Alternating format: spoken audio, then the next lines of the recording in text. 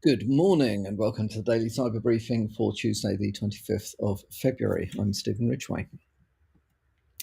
There is a critical remote code execution vulnerability in MITRE's Caldera. A proof of concept has been released, so watch out for this. The floor is so the floor is CVE 2025 27364. Which affects all versions prior to commit number 35BC06E for Echo. The vulnerability stems from insufficient input sanitization in Caldera's agent compilation process. So, it isn't the simplest thing to understand or compromise. However, it is out there, and there is a proof of concept. It comes with a CVSS score of 9.8, which GB Hackers, the article I got this from, GB Hackers kindly points out means it's critical, which I would agree with. The fix is to upgrade to Caldera version 5.1.0 or above, or to apply commit 35BC06E. So anything earlier than 06E is vulnerable to this. Why does it matter? Well, this isn't going to create global meltdown from the number of instances that will suddenly be compromised. However, Caldera is a really useful security tool that helps with adversary emulation. And like one of the things that concerns me is when security tooling has vulnerabilities, partly because of the way it's used and partly because of the reach it often has. So definitely, if you are using MITRE Caldera, have a look, make sure that you are not on a vulnerable version, or that you have applied proper risk assessed mitigations to deal with this. So again, the recommendations, very solid recommendations in this article. Immediate upgrade, network segmentation, yep. And then also looking at dependency hardening. So removing unnecessary build tools, for example, would make it much more difficult for an attacker to exploit this particular vulnerability. Watch out for that one. Okay, on other matters, there is a massive botnet targeting Microsoft 365 accounts using password spraying attacks against non-interactive sign-ins. So bear in mind, okay, we've spent a lot of time in the industry educating people about use MFA for this, use complex passwords, do this, do that, whatever it might be. And we've come a long way in the last few years towards making it significantly harder for attackers to compromise accounts using known username password pairs. We're not, by far, we're not at the end of the tunnel yet, but there is a little bit of light in that space. What people may not be aware of, what users are not aware of, and I think that we in the industry tend to have parked as the we'll deal with it later category, is the machine-to-machine authentication stuff, which is basically stuff for which in the past in secure environments I would have used service accounts for. So when machines need to authenticate themselves to other machines, they are unlikely to be able to, or at least unlikely to be able to simply use MFA. So there's no, they can't, without a great deal of trouble, use things like the Google Authenticator, the rotating code type things. Theoretically, I suppose you could use some of the SMS based things and receive incoming or email based things. More on that later, by the way. But quite difficult and rarely actually done. So what has happened is that a particular group has created a botnet of 130,000 compromised devices, which is password spraying Microsoft 365 accounts using these non-interactive sign-ins because they still rely on basic authentication. This stuff may be going on in the background without you being aware, and it's because there are things like legacy protocols like POP or IMAP or SMTP doesn't really authenticate, but you know what I mean. Automated processes, these sorts of things, will potentially be using service accounts, usernames, passwords that are static for a very long period of time. The group that's running this botnet appears to be Chinese affiliated, and they are basically using stolen credentials and proxy-based evasion and password spraying in order to just see what they can compromise.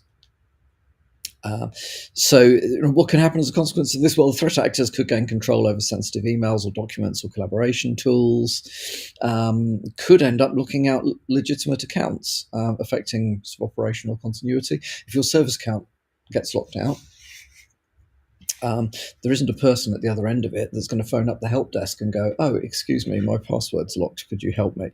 You may find out that this has happened, that the account has been under attack and is locked at the point when some business critical process fails to run.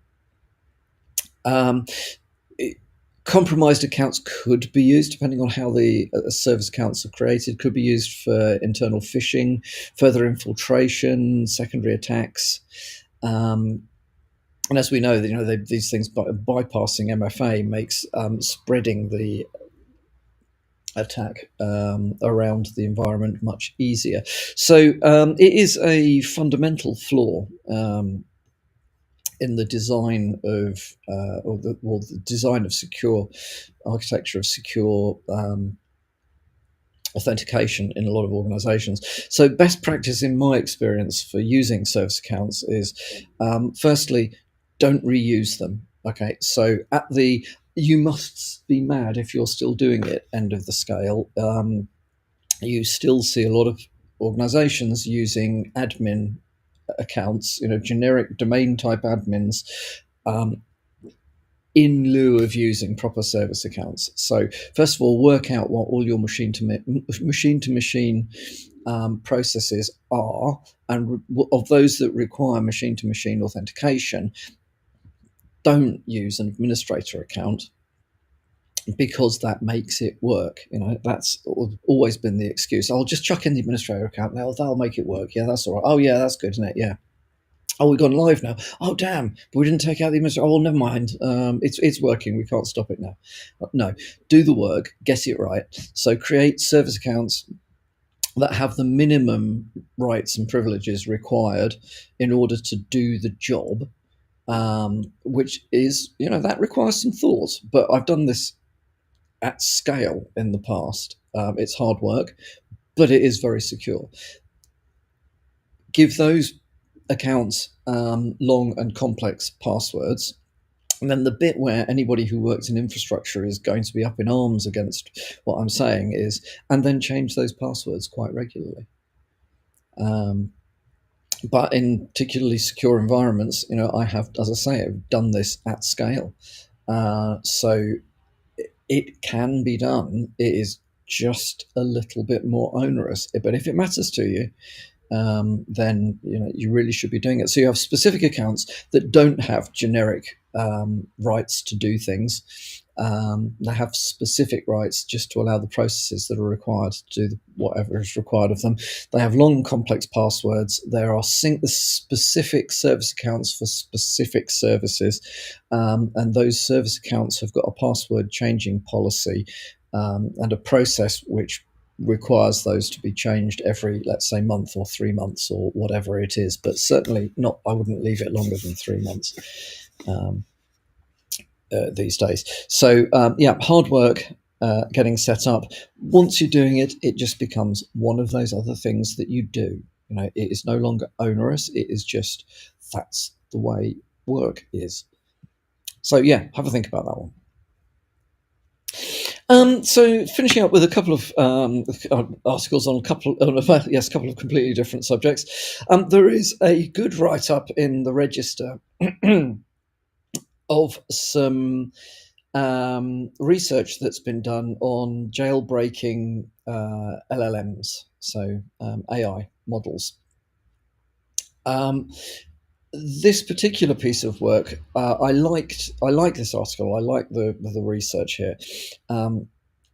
Because firstly, it's quite comprehensive. It looks at all of the major AI LLM models that are out there, including OpenAI's O1 and O3, DeepSeek's R1, Gemini 2.0, Flash, and so on.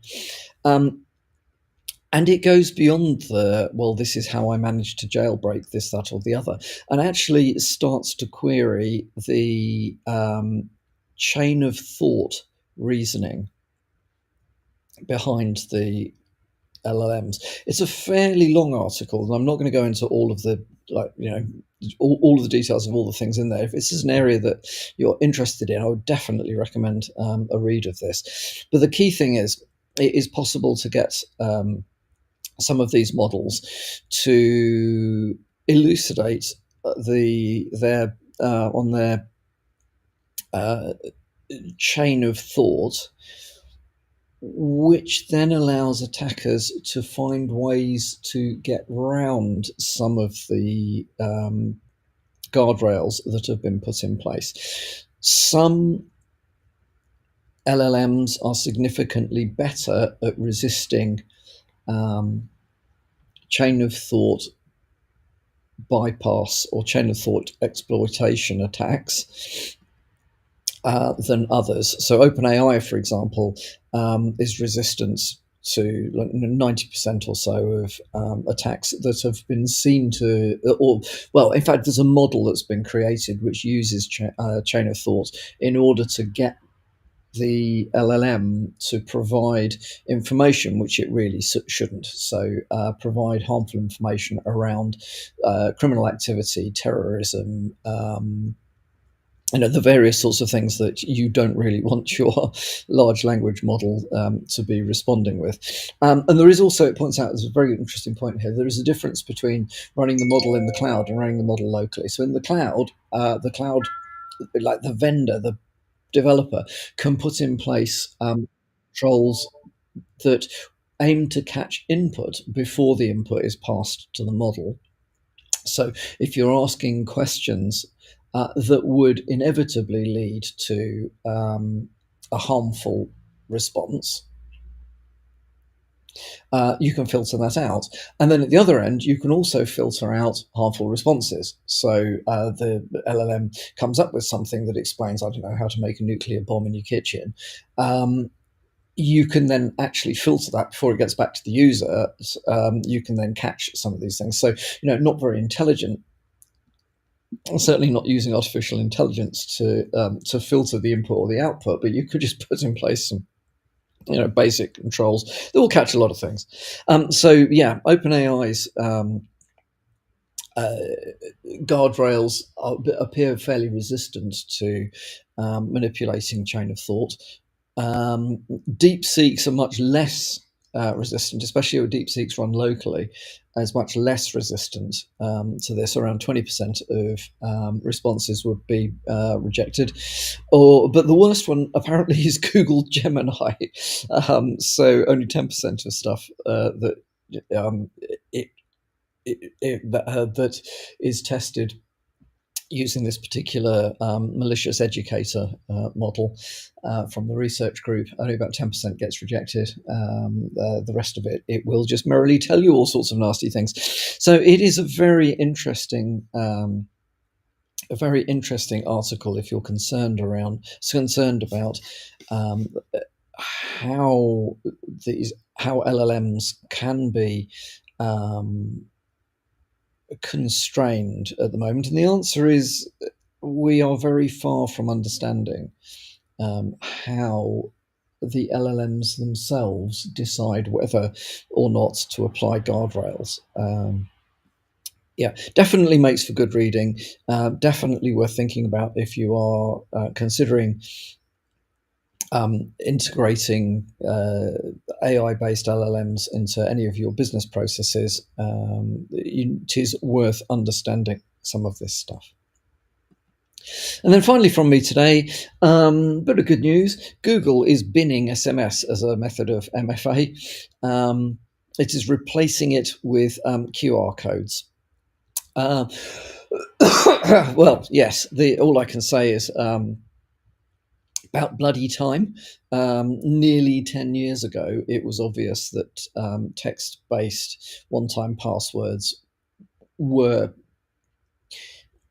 about as useful as a chocolate teapot, or various other cliches that could be used. They're really not very good. So from the point of view of being resistant to well-placed adversaries or nation-state I would say nation-state adversaries, nation-state security services.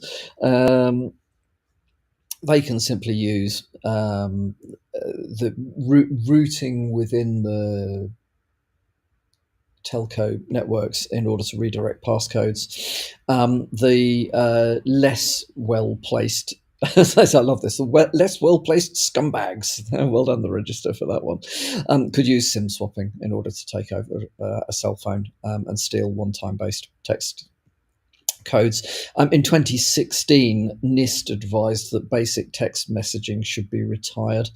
It's taken 10 years nearly for that to happen, 9 years for that to happen. However, well done to Google for binning it. It is useless. Also, amongst the it's useless, please stop doing it. Email messages as MFA, nearly as dumb as SMS for MFA. Not quite, but nearly. Don't do it. But the one that Google does, I can't work out. If anybody knows how to turn this off, by the way, post something in response to this, because I can't work out how to reliably do it. But Google keeps insisting upon using things like, go to YouTube on your mobile phone to authenticate your login to Google Admin on my work machine. Are you fucking joking? I'm not even logged into the same accounts on my mobile phone as I am on work devices. Why on earth is it asking me to do that? Utterly fucking ridiculous. But I can't work out how to turn it off.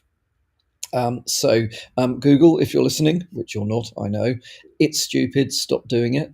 If anybody knows how to turn it off, please tell me. I want to restrict anything to do with work to just using Google Authenticator for MFA, that or PKI. Okay, I don't want some dodgy app logged in with some other account to be able to say, yes, that's fine, log into the administrative console for this, that, or the other on some other machine somewhere else. Ridiculous. Anyway, right, that's enough. You know me by now. I go off on these rants, but that one really does annoy me. Well done, Google, for ditching SMS. Pretty shit it's taken you 10 years to do it, and can you please fix all of the rest of the stuff that you do that is really stupid in this respect, and everybody else's bloody systems too. Anybody who's still using SMS, any vendors out there still using SMS for 2FA, yeah, F minus, see me later. Okay, that's all from me for today. I hope you have a good Tuesday.